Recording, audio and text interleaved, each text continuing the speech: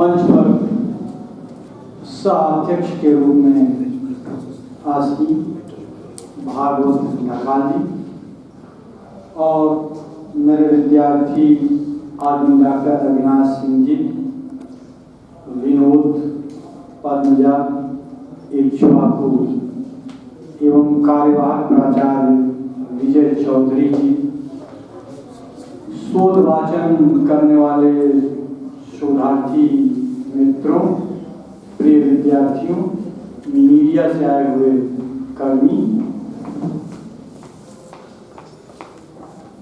अभी जो जितने लोग मंच पर हैं या यहाँ हैं वो इंसिडेंटली मेरे विद्यार्थी रहे हैं। तो विद्यार्थियों द्वारा जो भी बातें कही जाती हैं वो ठीक उसी श्रेणी की रहती हैं, जैसे हरिशेण या रविकीर्त या वत्स भट्टी प्रशस्त प्रकार की, वैसे भी प्रेम और क्रोध में कही गई बातों का कोई मान नहीं रखा जाता है। ऐसी कोई बात नहीं है। मैं इन लोगों से थोड़ा सा उम्रदार हूँ, थोड़ा ज़्यादा पढ़ा हूँ, आप ही लोगों के बीच का हूँ। ये 3 दिवसीय चलने वाला जो अंतर्राष्ट्रीय संगोष्ठी है, ये भारत नेपाल सांस्कृतिक अंतर संबंधों की विकास यात्रा, इसका आज दूसरा दिन है और दूसरे दिन का शायद संभवतः पहला सत्र है। इसमें कुल 3 पेपर पढ़े गए। एक तो धर्मेंद्र मौर्य जी ने पढ़ा और इन्होंने वेदांत परंपरा पर अपना पेपर वाचन किया और साथ ही एक बहुत ही महत्वपूर्ण बात इन्होंने कह दी, इंसिडेंटली कही है, उसके साथ लगी हुई नहीं थी। किरातों का योगदान वैदिक काल से लेकर और आधुनिक नेपाल तक के समाज में अप्रत्याख्य रहा है। तो किरातों की बात इन्होंने अत्यंत महत्वपूर्ण कही और इस बात को धर्मेंद्र मौर्य जी को बढ़ाना चाहिए, क्योंकि ये वैदिक जन है किरात, और इसके विषय में हम बताएंगे।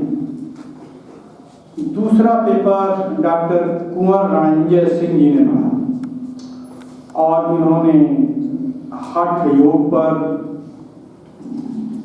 भाषण किया और इन्होंने नाथ पंथ एवं उसकी समकालीनता पर पेपर पढ़ा। मैं समझता हूँ कि नाथ पंथ की समकालीनता न होकर यदि नाथ पंथ की वर्तमान समय में उपादेयता पर उन्होंने बात की और मुख्य रूप से हठ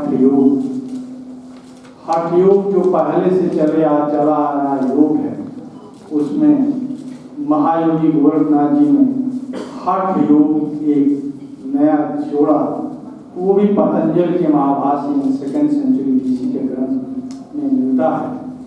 लेकिन उनका मानना था कि जो कुशल और अकुशल दोनों प्रकार के कर्म होते हैं, यानी शरीर की शुद्धि और मन की शुद्धि दोनों आवश्यक है, और यानी निरोग काया में ही मन शुद्ध होता है। और निरोग रखने के लिए उन्होंने हठ योग का प्रमोट किया और हठ योग में रणंजय सिंह जी ने बहुत सारी बात बताई, जो जिसमें पंचाग्नि, वस्ती, नेति, तमाम तरह की क्रियाएं हैं और उन क्रियाओं के माध्यम से निरोग कैसे रहा जाता है, उसमें उन्होंने संक्षिप्त हमारे ख्याल से एक समरी पत्र, शोध पत्र पढ़ा। डॉक्टर हर्षवर्धन जी ने भारत नेपाल संबंध एवं नाथ पंथ पर प्रकाश डाला और वास्तव में जो नाथ पंथ है वो नाथ पंथ एक महत्वपूर्ण एडहेसिव, एक चिपकाव, एक जोड़ने का काम, बहुत ही महत्वपूर्ण जोड़ने का काम भारत और नेपाल को करता है। यद्यपि ऐतिहासिक दृष्टि से हम देखें तो आदि योगी, महायोगी, ऐतिहासिक में कहा, इस पर ध्यान दीजिएगा, पारंपरिक नहीं करना, परंपरा महायोगी गोरखनाथ को त्रेता युग में, या कुछ लोग जो इंडस वैली में योगी की मूर्ति पर मिली है उससे भी समीकरण स्थापित करने की कोशिश करते हैं। अभी तक जो इतिहास है, ऐतिहासिक दृष्टि से महायोगी गोरखनाथ जी का आविर्भाव 9वीं शताब्दी, बल्कि यूँ कहें साफ तो 9वीं से लेकर 13वीं शताब्दी के मध्य माना गया है। तो नाथ पंथियों या नाथ योगियों का बहुत बड़ा योगदान है भारत और नेपाल के संबंधों को प्रगाढ़ करने, जोड़ने। इस पर इन्होंने एक समरी प्रस्तुत किया। इसके अतिरिक्त अविनाश सिंह जी ने जो भारत और नेपाल के संबंध में जो वर्तमान स्थिति है, वहाँ की जो बदलती हुई शासन पद्धति है, वह हिंदू राष्ट्र था और बहुत बाद तक वहाँ राजशाही, राजतंत्र चलता रहा। लेकिन अब लोकतंत्र की स्थापना हो चुकी है, तो बहुत हिंदू राष्ट्र के रूप में वो विख्यात रहा है। इन बदलती हुई जो वर्तमान परिदृश्य है, शासन पद्धति है और भारत नेपाल की जो सामरिक स्थिति है, सीमाएं खुली हुई है, सामरिक स्थिति है, उसके विषय में अविनाश जी ने बताया। विनोद कुमार ने प्रागैतिहासिक काल, ये सही बात है कि अफ्रीका में ओल्डवान क्षेत्र में जो दुनिया का सब प्राचीनतम मनुष्य उत्पन्न हुआ और फिर स्टेपी के मैदान होते हुए अफगानिस्तान के रास्ते कैसे वो मिर्जापुर की पहाड़ियों, फिर तमाम गंगा घाटी को लांघते हुए कैसे बुटवल पहुंचा, क्योंकि जिस शिवालिक की पहाड़ी का नाम ये ले रहे हैं वो इसी बुटवल में वो अवशेष मिला है और बुटवल में उसका नाम फिर रामा पिथाइकस डाला गया, रखा है।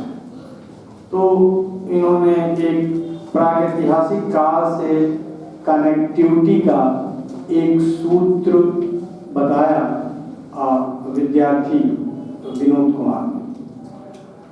डॉक्टर भागवत ढकाल जी जो कल से इस अंतर्राष्ट्रीय संगोष्ठी से जुड़े हुए हैं, उन्होंने नेपाल और भारत के संबंधों पर प्रकाश डाला। एक बहुत ही खास बात उन्होंने बताया कि नेपाल के लोगों का एक विशिष्ट मन है और ये आश्चर्य की बात है कि वो विशिष्ट निश्चल मन आज तक नेपाल के निवासियों में बना हुआ है, बिल्कुल लोक कथाओं की तरह, प्राचीन जनों की तरह,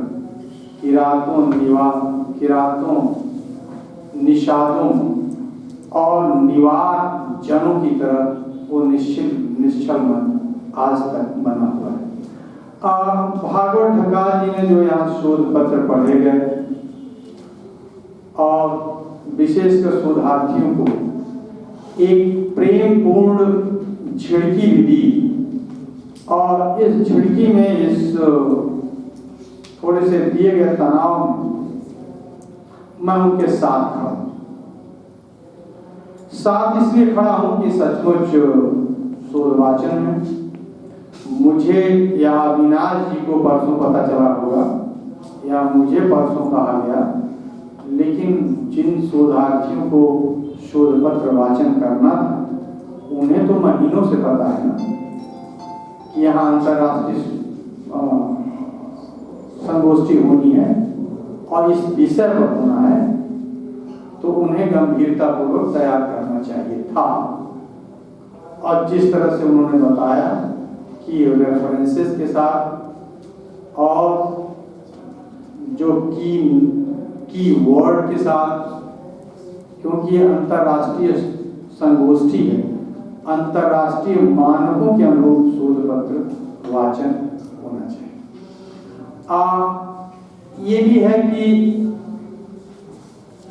गंभीरता के साथ साथ एक बात और कि मैं समझता हूं कि ये राष्ट्रीय संगोष्ठी इतिहास विभाग द्वारा की जाती है, तो शोधार्थियों को इस बात को ध्यान में रखना चाहिए कि आध्यात्मिक चीजों को और इतिहास थोड़ा सा दो भागों में बांटना चाहिए। आध्यात्म व्यक्तिगत अनुभव पर आधारित और इतिहास तथ्यों पर आधारित होता है। तथ्यों पर आधारित होता है, रेफरेंसेस पर आधारित होता है और मानवीय तर्क बुद्धि पर आधारित होता है। हम कह सकते हैं आध्यात्मिक रूप से कि मैं अभी 3 सिर और 6 पैरों वाला आदमी देखा, ये मेरा व्यक्तिगत अनुभव हो सकता है, लेकिन ये ऐतिहासिक रूप से, वैज्ञानिक रूप से बात गलत है। तो इतिहास रेफरेंसेस पर, मानवीय तर्क बुद्धि पर और तथ्य पर आधारित होता है। आध्यात्मिक बातें व्यक्तिगत अनुभव पर आधारित होता है। लेकिन आध्यात्म में भी जो धर्म की बातें होती हैं वो तर्क पर आधारित होती है, वो तर्कातीत नहीं होती। गोरखवाणी में दी गई चीजें वो विश्लेषण की चीज हो सकती होती है, लेकिन जो निरा आध्यात्म पर बात होती है उसका स्थान अलग होता है। जिस भागवत ढकाल जी ने जिस मन की बात कही, वही मन, उन्होंने ये कहा कि हम लोग शांत, ऋग्वेद की ऋचा पर, और उन्होंने कहा कि हम लोग शांत मन वाले। ठीक वही बात तो जो महायोगी गोरखनाथ जी ने कही कि हवा की न बोलीबा, ठपक न चलबा, धीरे धरिया पाँव है। ये जो धीरे धरिया पाँव है ये बहुत ही महत्वपूर्ण है। धीरे धरिया पाँव का मतलब ये है कि हमारी उपस्थिति सर्वथा अनुपस्थित की भांति। मैं उपस्थित इस प्रकार हूं मानो हूं ही, मानो अनुपस्थित। आगे वाली लाइन उन्होंने कहता है, वो कहते हैं कि गर्भ न करवा सहजे रहना। तो गर्भ न करीबा और सहजे रहना, ये बात भी इतनी आसान है। जैसा कि कबीरदास जी ने कहा कि सहज सहज कोई कहे सहज न चीन्हे को, जिन सहजा विषया तजे सहज कहा है। तो वैसे ही भारत में भी एक मन है, उसी तरह जैसे नेपाल में। अब मैं अध्यक्ष हूं तो थोड़ी बात, मैं विषय विशेषज्ञ नहीं हूं, मैं थोड़ी बात मुझे कहनी चाहिए और आप लोग अपेक्षा भी रखते होंगे। देखिए, जो किरात जिसका नेपाल के समाज में बहुत योगदान है, किरात, निवार, इन जातियों का, इन जनों का नेपाल के समाज में बहुत योगदान है। ये ऋग्वेद का एक महत्वपूर्ण जन है। वैदिक संहिताओं में इस बात का उल्लेख है कि यह पूर्वोत्तर के पूर्वोत्तर के जो पर्वत हैं, पर्वत में निवास करने वाली जाति थी, जनजाति थी। और इसका उल्लेख वाजसनेयी संहिता और अथर्ववेद में महत्वपूर्ण ढंग से हुआ है। आगे चल के महाभारत में भी ये कहा गया है कि किरात जनजाति हिमवंत प्रांतों में निवास करती थी। यदि हम इंडस वैली का अध्ययन करें तो इंडस वैली के जन हैं जो लोग में के समाज में मंगोलायड जन का महत्वपूर्ण योगदान था। जो लोग इंडस वैली की मूर्तियों को, सील्स को देखे होंगे, वो जानते होंगे कि जो स्त्रियां हैं जो सिर पर पंखनुमा जो शिरोवेशभूषा धारण की हुई हैं, वो ठीक उसी तरह की वेशभूषा इसके पहले के आर्ट में नेपाल के लोगों और विशेषकर आसाम के लोगों में ये वेशभूषा देखा जाता है। तो एक तरह का सातत्य इंडस वैली और ऋग्वेद तक नेपाल और भारत के संबंधों की जाति है, इंडस वैली और नेपाल तक। हम आगे बढ़ें तो देखेंगे कि जो 6ठी शताब्दी यानी वैदिक काल तक वाजसनेयी संहिता, अथर्ववेद तक, अथर्ववेद इधर ही का ग्रंथ है, तक किरातों का नेपाल के समाज में महत्वपूर्ण योगदान अप्रत्याख्य है और इन ग्रंथों से प्रमाणित होता है। आप ये भी जानते हैं कि किरातों का युद्ध हुआ था और अर्जुन से जो युद्ध हुआ था वही हिमवंत प्रदेश में था। और जो महाभारत और किरात जनजाति के विश्लेषक हैं वो कहते हैं कि इसका अंचल नेपाल रहा। यहीं पर परीक्षा लिया था किरात वेशधारी शिव ने, अर्जुन की परीक्षा लिया था। उसके बाद 6ठी शताब्दी ईसा पूर्व में हम आते हैं तो 6ठी शताब्दी ईसा पूर्व में महत्वपूर्ण गणराज्य वज्जी जो कालांतर में एक संघ का लिच्छव जो कालांतर में काशी कोशल के बहुत सारे गणराज्यों के साथ मिलकर एक संघ वज्जी संघ का निर्माण किया था।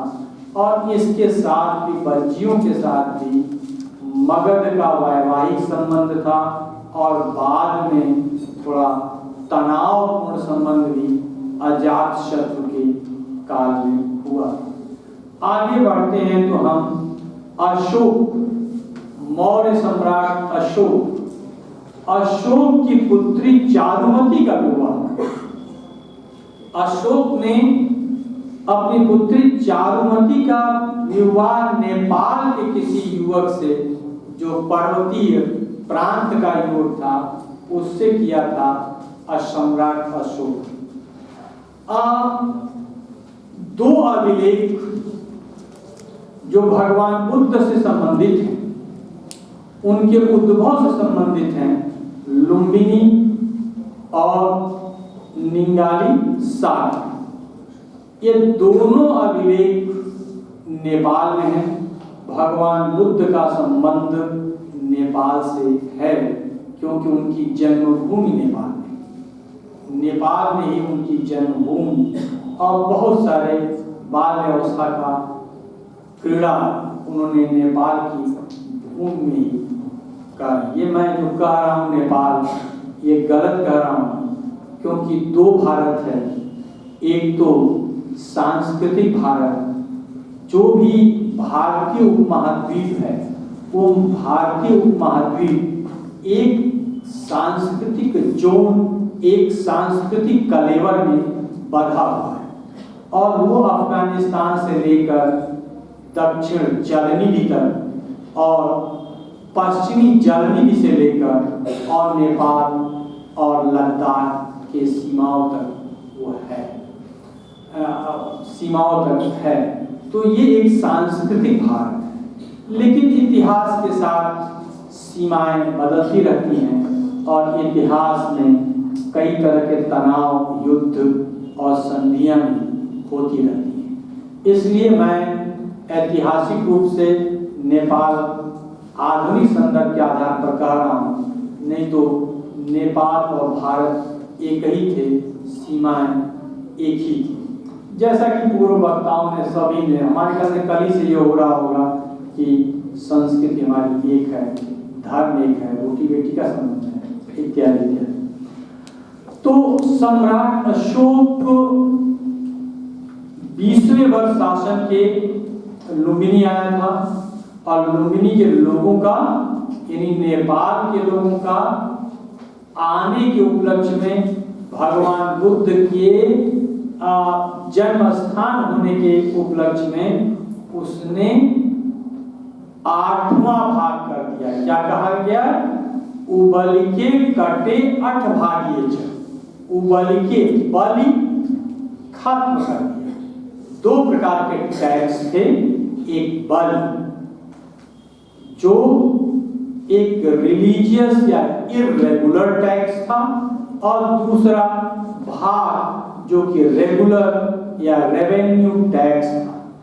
तो बलि को खत्म कर दिया, बलि को उसने समाप्त कर दिया और रेगुलर टैक्स 1/8 कर दिया, यानी आधा कर दिया। यानी यदि 1/4 लिया जा रहा हो तो बहुत ही कम कर दिया, 1/8 कर दिया।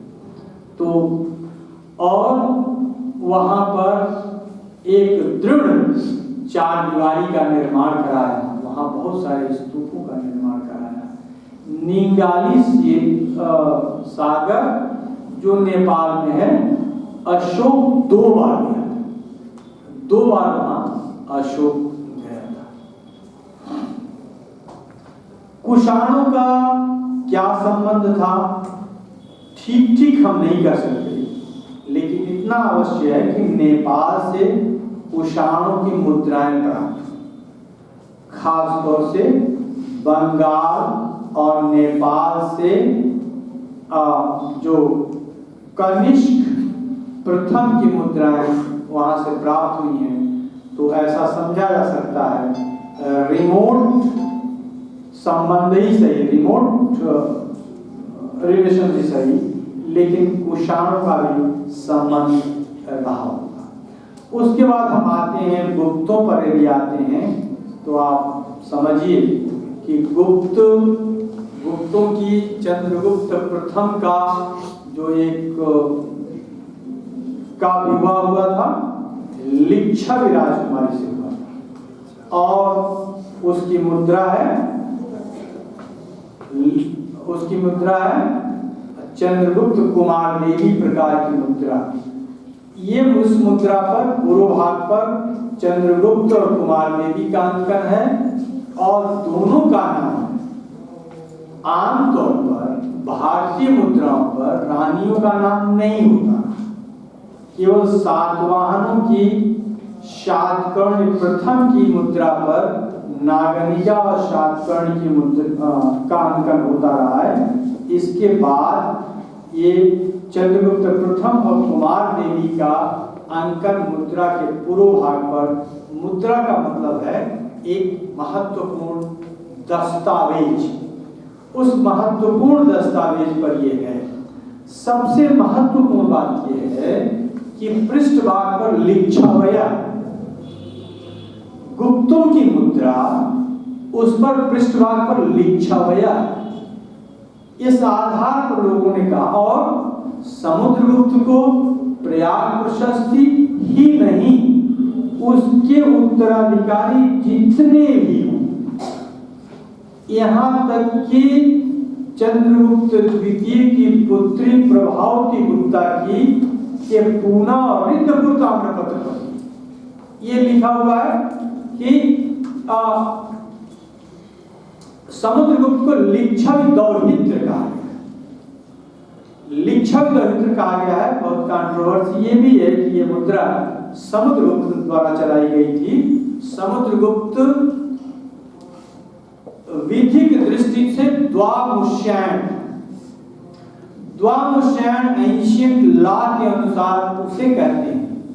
उस पुत्रिका पुत्र को कहते हैं जिसे उत्तराधिकार में पिता और नाना दोनों की संपत्ति मिलती है। तो ये एक मत है कि समुद्रगुप्त ऐसा था जो नेपाल जिसे नेपाल की लिच्छवी राज्य और गुप्त राज्य दोनों का उत्तराधिकार हासिल हुआ था। और इस मत की पुष्टि में प्रयाग प्रशस्ति का वो भी उदाहरण दिया जाता है कि जब चंद्रगुप्त प्रथम ने समुद्रगुप्त का राज्याभिषेक किया तो सभी तुल्य पूर्वजों के मुख म्लान हो गए। क्या मतलब? मुख उदास हो गए थे, वो उदास हो गए थे। इसका अर्थ ये है कि समुद्रगुप्त की विशिष्ट स्थिति के कारण चंद्रगुप्त प्रथम ने ज्येष्ठाधिकार क्रम का उल्लंघन करते हुए और समुद्रगुप्त को द्वामुष्यायण होने के कारण लिच्छवी राज्य, नेपाल के लिच्छवी राज्य का उत्तराधिकारी होने के कारण उसे राजा के रूप में मनोनीत किया था, जिसके कारण उस अन्य तुल्य पूर्वजों के मुख, अन्य भाइयों के मुख उदास हो गए थे। और इस क्रम में ये भी कहा जाता है कि उत्तराधिकार उसका सहज न होकर उत्तराधिकार उसे संघर्ष करना पड़ा था। और उस संघर्ष का नेता काच था, जिसकी मुद्राएं प्राप्त हुई हैं, वो भी सोने की मुद्रा प्राप्त हुई है। और काच मुद्रा के पूर्व पृष्ठभाग पर सर्वराजोच्छेदता लिखा हुआ है, यानी सभी राजाओं का उन्मूलन करते हुए पैरेलल सिक्का चल रहा है। पैरेलल सिक्का, तो इसका मतलब उत्तराधिकार युद्ध हुआ। अब गुप्तों का आधिपत्य नेपाल में, मैं बोल देना हमें तो वैसे भी मैं पहचानूंगा, क्योंकि इतने वर्षों से अध्यापक हूँ तो आप लोगों की ऊब को पहचानता हूँ। जब ऊब होने लगेगा मैं पहचानूंगा, अब्रप्टली एंड कर दूंगा अपनी बात को, क्योंकि इतनी वर्षों से देख रहा हूँ, ऊब को पहचानता हूँ। लेकिन साम्राज्यिक गुप्तों के, यानी स्कंदगुप्त के काल तक साम्राज्यिक गुप्तों के आधिपत्य में नेपाल का बहुत बड़ा पोर्शन, हाँ, या यूं कहिए कि भारत का वो पोर्शन जो आधुनिक नेपाल की उधर की सीमाओं का अतिक्रमण करता है, वहां तक था। क्योंकि जो स्कंदगुप्त का कहाव वो 460-61-62 का अभिलेख है। तो 461-62 का अभिलेख कहाँ है? देवरिया जिले में। तो देवरिया और नेपाल या गोरखपुर और नेपाल में कोई बहुत अंतर नहीं है। तो देवरिया और गोरखपुर पर यदि स्कंदगुप्त का अभिलेख मिल रहा है, तो इसका मतलब नेपाल तक गुप्तों की सीमाएं अक्षुण्ण रही स्कंदगुप्त के शासनकाल। अब स्कंदगुप्त की मृत्यु हुई है 467 में। स्कंदगुप्त की मृत्यु के बाद ही फिर नेपाल के जो लिच्छवी थे वो सक्रिय हुए, और सक्रिय होने के साथ ही उन्होंने कुछ समय तक यहाँ कन्नौज पर आधिपत्य स्थापित किया था, आधिपत्य स्थापित कर लिया होगा। क्योंकि नेपाल की जो वंशावली मिली है उसका जो 20वां शासक है मानवर्मा है। और ये उससे भी यदि हम देखें तो मानवर्मा जो 20वां शासक है उससे 25-25 वर्ष की पीढ़ियों का हम अनुमान लगाएं तो करीब 3वीं शताब्दी ईस्वी पूर्व तक नेपाल के लिच्छवी राज्य का अस्तित्व हमें प्राप्त होता है।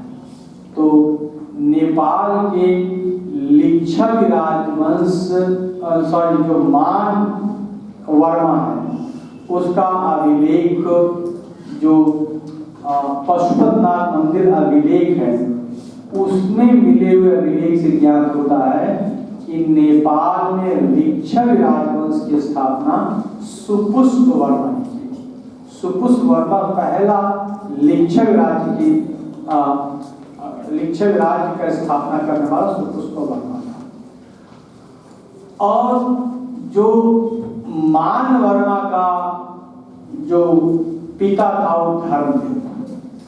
वहीं 8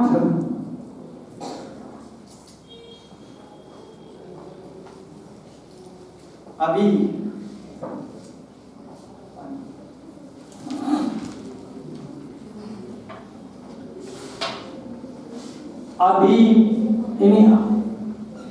जो काठमांडू है, काठमांडू से 8 मील की दूरी पर चांग नारायण मंदिर है।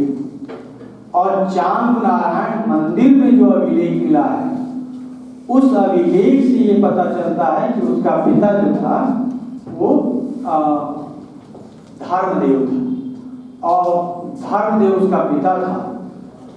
धर्मदेव की आकस्मिक मृत्यु के बाद उसकी जो मान वर्मा की माँ और धर्मदेव की पत्नी राज्यवती थी और राज्यवती अत्यंत दुखी हुई और उन्होंने तुरंत सती होने के लिए उन्होंने वो उतारू हुई, इतनी दुखी हुई। लेकिन मान वर्मा ने अपनी माँ को संभालते हुए कहा कि अभी हमारे पिता ने नेपाल से लेकर मध्य देश तक यानी कन्नौज तक बहुत सारे विजय स्तंभ और कीर्ति स्तंभ स्थापित किए। माँ तुम चिंता न करो, उन कीर्ति स्तंभों और उन विजय स्तंभों को पुनः मैं जिंदा करूंगा, पुनः उन कीर्ति स्तंभों और विजय स्तंभों का मान रखते हुए मैं उन्हें खड़ा करूंगा। और इस तरह से मां की अनुमति लेकर मान वर्मा दिग्विजय की ओर दिग्विजय करने के लिए उद्यत होता है और दिग्विजय करने के बाद पूर्व और पश्चिम दोनों दिशाओं में दिग्विजय करता है। और फिर पश्चिम दिशा में उसे किसी मल्लपुरी को उसने पराजित किया। पहले उसने संदेश भेजा और इस मल्लपुरी को के आधिपत्य में उसे पर्याप्त सहायता प्राप्त हुई अपने मातों से। एक बात और है कि नेपाल में लिच्छवी राज्य स्थापित होने के बाद भी वैशाली की याद हमेशा नेपाल के लिच्छवी शासकों को सताती थी कि मुझे वैशाली पर आधिपत्य करना है। और गंडक को पार कर तमाम अपने हाथियों घोड़ों को आह्वान कराते हुए वैशाली पर आधिपत्य स्थापित किए और जो उनका पैतृक राज्य था उसके बाद किसी मल्लपुरी को पराजित किए। इतिहासकार मल्लपुरी की पहचान कुशीनारा और पावा के मल्लों के साथ करते हैं। इस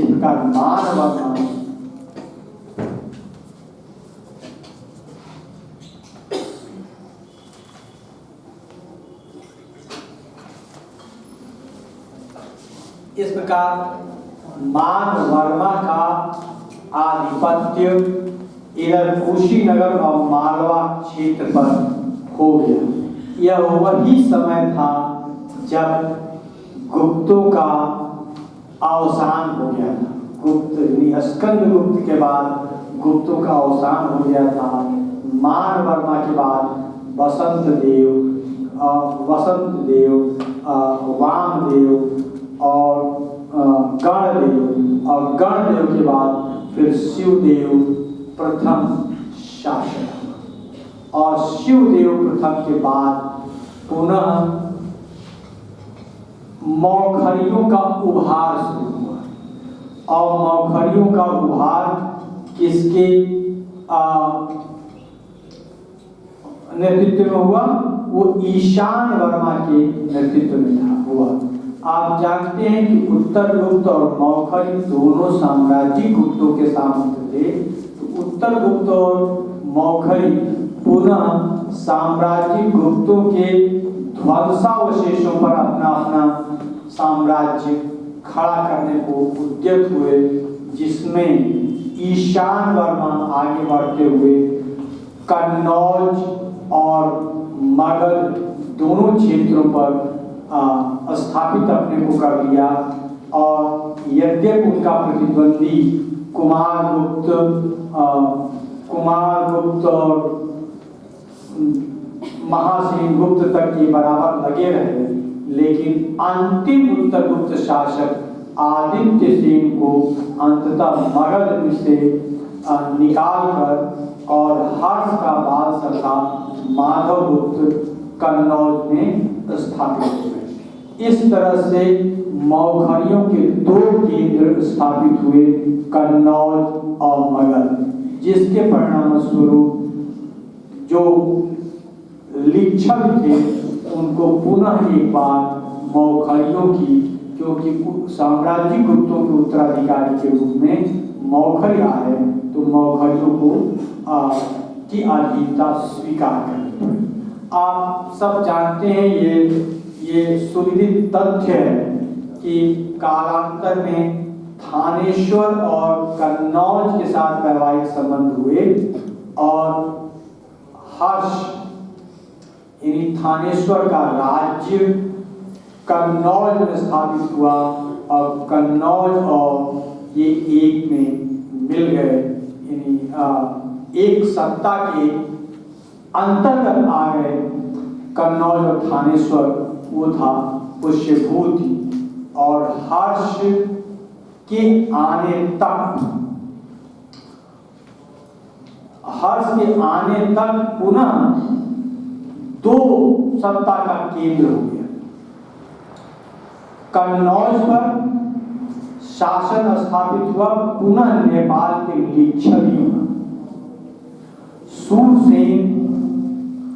सूरसेन का जो पुत्र था भोगवर्मा, वो भोगवर्मा कुछ समय के लिए नेपाल का जो था वो कन्नौज पर अपना आधिपत्य स्थापित किया।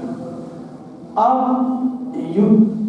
संघर्ष करते करते दोनों इतने थक गए थे कि माधव गुप्त का पुत्र आदित्य सेन मगध में था और भोगवर्मा कन्नौज में था। दोनों ने वैवाहिक संबंध स्थापित किया और आदित्य सेन की पुत्री का विवाह भोगवर्मा से हुआ और इससे मगध और कन्नौज दोनों में एक तरह का वैवाहिक और मैत्री संबंध स्थापित हुए। इसकी जो पुत्री थी भोगवर्मा की, वह थी वत्स देवी। नेपाल की दो स्त्रियों का बहुत ही दान के रूप में और धार्मिक रूप से बहुत ही विशद वर्णन मिलता है। एक तो राज्यवती जो मानवर्मा की मां थी, और दूसरा वत्स देवी जो कि आदित्य सेन की पुत्री और भोगवर्मा से उत्पन्न वत्स देवी थी, जिसका विवाह शिवदेव द्वितीय के साथ हुआ था। जिसका विवाह शिवदेव द्वितीय के साथ हुआ था और उन्हीं का शिवदेव द्वितीय का ही पुत्र कालांतर में जयदेव हुआ, उसके बाद नरेंद्र देव। आप जानते हैं कि हर्ष की मृत्यु के बाद वहां अर्जुन या अरुदास नामक एक शासक कन्नौज पर आधिपत्य स्थापित किया और जो वेनसांग के बाद दूसरा दूत मंडल वांग वेनसी के नेतृत्व में चीन ने भेजा, जिसका अर्जुन ने या अरुणाश्व ने न केवल स्वागत नहीं किया बल्कि उस पर हमला किया और पुनः अर्जुन भागकर नेपाल गया और नेपाल नरेश नरेंद्र देव और तिब्बत की सहायता से पुनः पराजित किया अरुणाश्व को पराजित किया और वहां पुनः लिच्छवियों का कुछ समय के लिए आधिपत्य स्थापित हुआ। तो इस तरह से यानी हर्षोत्तर काल तक, जैसा कि विनोद कुमार ने बताया, प्रागैतिहासिक काल से लेकर और हर्षोत्तर काल तक नेपाल अनवरत रूप से भारत का अंग रहा है। और अंग क्या, ये सभी प्रदेश एक ही रहा है। ये और बात है कि बहुत दिनों तक ये वनाच्छादित था, लेकिन हाथियों के लिए हाथियां यहीं से प्राप्त होती थी जो लिच्छवियों को आजीव बनाती थी। जो मल्ल और लिच्छव एक दूसरे के पड़ोसी थे और बहुत दिनों तक पड़ोसी रहे। और लिच्छवियों का जो वहाँ कन्नौज से मध्य प्रदेश के एक छोटे से पॉकेट में नेपाल की ही लिच्छवियों का राज्य कायम रहा। तो लिच्छवी भारत में करीब 11वीं 12वीं शताब्दी तक बराह की बृहद संहिता तक उनका उल्लेख मिलता है। तो इस तरह से जो ऐतिहासिक और सांस्कृतिक संबंध है नेपाल और भारत का, बहुत ही एक दूसरे से संपृक्त है। इसे अलग अलग देखा ही नहीं जा सकता, क्योंकि जो नेपाल के जन हैं वो ट्राइब्स उनके में नेपाल में घुले मिले हैं। उनके धर्म, उनका नाम, नाथ पंथ, इवन बौद्ध, और मैं यदि थोड़ा झूठ लेके कहूँ तो नाथ पंथियों का ग्रोथ वही हुआ, क्योंकि जो बौद्ध थे वो बौद्ध बख्तियार खिलजी के आक्रमण के बाद बंगाल से नेपाल की ओर भागे थे और बौद्ध और शैव मिलकर जो मुस्लिम आक्रांता थे उनसे गुरिल्ला वार बहुत दिनों तक किया था। और उसी में नाथ पंथ, उसी में बौद्ध वज्रयान और शैव एक दूसरे के नजदीक आए और फिर वहीं से नाथ पंथ एक नया सेक्ट, एक नया पंथ विकसित हुआ। तो इन्हीं शब्दों के साथ मैं समझता हूँ, मैं पढ़ लिया कि आप हो रही है क्योंकि आप बात करना शुरू कर दिए हैं और मैंने सचमुच कुछ ज़्यादा समय लिया हो। तो जैसा कि इक्ष्वाकु प्रताप सिंह ने कहा कि मैं यहाँ आता रहता हूँ, तो इस अधिकार से थोड़ा और समय तो ले ही सकता था। और मैं सबसे पहले मैं क्षमा प्रार्थी हूँ भागवत ढाकाल जी का, जिन्होंने मुझे इतने समय से बर्दाश्त किया। तो थैंक यू वेरी मच।